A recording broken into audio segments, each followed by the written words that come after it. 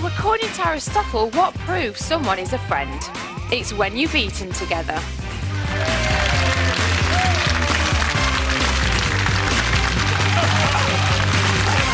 Oh, dear. They're all laughing here because Biggins still think we're in the 1990s, bless. 2,300 years ago, the Greek philosopher Aristotle thought the definition of a friend was someone who you'd sat down and eaten salt with, because salt was really expensive back then.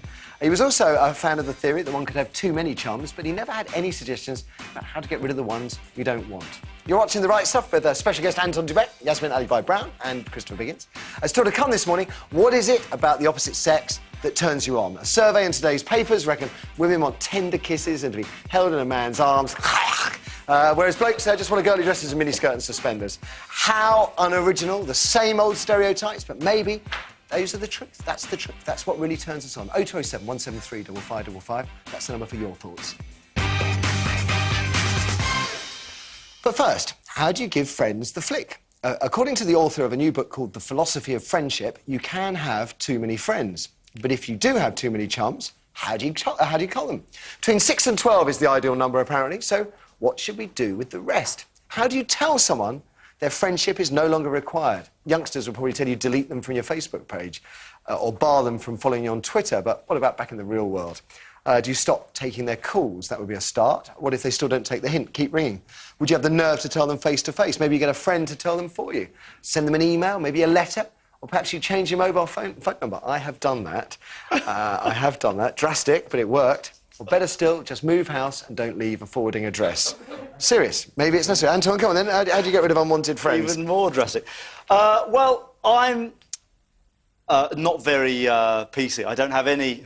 Actually, I'm quite PC, but I don't have anything to do with computers. So I don't do emailing, I don't do Facebook and all that sort of stuff. So I haven't got a lot of friends. But the thing about that is that I'm a bit rubbish anyway, because I'm dreadful at calling back and all those sorts of things. So really, I get a bit sort of dumped by my friends, if I'm honest. But I have a circle of friends, and you know, we're all quite close. But I think it's much easier to keep friends now when you're on Facebook and things like that. Because but they're not real friends, half the No, people, but I don't think that the concept of having a true friend is as it was either. So I have a small group of friends who are real friends, and that's fine. But it's difficult to, you know, be really good friends, as Aristotle said, with too many people. I agree with him. Yeah, I do too. I do too. So how you get rid of them, I don't know. Just, you know, do as I do. Yes, I know what Yasmin do. You just write about them in the paper, can't you? Yes. You've got through a fair few in your time, haven't you? But I do love friends. I mean, I think if you're an immigrant, you know, you're building up a life. People are very precious to you because they will, you know, you've lost everything else. You've left it all behind. So I would never willfully go and dump a friend unless they'd really hurt me. And then I'd just say why. And like Anton, I don't do Facebook and any of that. And when you get these terrible things, will you be my friend? No. Yeah? But it's interesting, the Obamas have made a very important decision. They're not to make any new friends.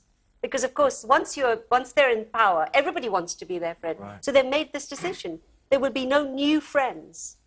I like that. It's a Brown's very interesting... bitterly disappointed. They were best friends. Now, Christopher Biggins, his 60th birthday. Hard to believe he's had it already. How many friends did you have there? 400. 400 friends. And we loved him. You're supposed to have 6. So you have 394 to get rid of. Friends are the most important thing in my life. I absolutely adore my friends. I could never think of getting rid of any of my friends. Ever? Ever. I mean, I have, sadly, lost a very good friend, but that was because this particular friend was not very nice in something that she did. And unfortunately, she lost 4 very close friends. As a result, did you speak to her about it? Oh, yes, I wrote to her, I spoke to her, and she wouldn't... All we needed was a I'm sorry, and she wouldn't give it. So she lost 4 of her best friends. And I'm really sad because I loved her family and I loved her. And this happened like 10 years ago, 15 years ago. And I really am sorry to this day about it. But friends to me are so important, and I love finding time for them. Yes. I mean, we said this week, though, we're a bit funny about making new friends. Yes. I think as you get older, you probably stop. And then suddenly it happens, doesn't it? Well, yes. we became really good mates on this programme. I feel like Cilla Black. Yes, I know. You look like her. Yeah. And I'll tell you what, it hurts when you're dumped. Yeah, but it depends how really it's done. It hurts. depends how it's done, and I'm kind of with Anton. I'm just lazy, I guess, and Not so a true friend, then, are you? Although in my circle, I agree with Christopher that there's nothing nicer than a group of friends, and you can have different interests with different friends. But you know, it is quite difficult keeping that sort of knit of friends. Really, I think. So a quick word with our audience, Eric. Okay, well, I'm with Yemi. So how do you give friends a flick? I don't. Because I think it's important to have all, you know, people will be there for different points in your life. Do you know what I mean? So it's good to have associates and then your good friends, you know. So I'm close friends. I'm intrigued that we don't actually have anybody here. Anybody in the audience at all that would dump friends? No? I would. Can we stick the microphone around? You would dump friends? I haven't got many friends anyway. But you wouldn't hesitate? No, because what is a true friend? A true friend would die for you. Oh, that's quite extreme. I don't want to be your friend. You ask a little bit too much. I think on that too. Go on. I'm very inward. Like, I'm getting a bit embarrassed now. OK, OK, we'll leave it there. Yeah. I would call a true friend anyone who lends me 20 quid and then doesn't expect to get it back.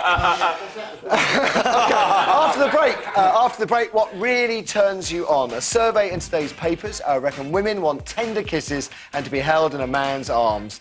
I feel sick every time I read that bit of autism. Whereas blokes, because it's so predictable. It's so lovely. Blokes want girls with plenty on show, Yasmin, mini-skirts, suspenders, the same old stereotypes, but maybe that's because they're bang on the button. What do you think? 0207 173 5555 is the number to dial. Are these stereotypes accurate? What really turns you on? We'll find out after the ads. Women lie about what turns them on more frequently than men do. Is that true or false? Find out the answer after the break.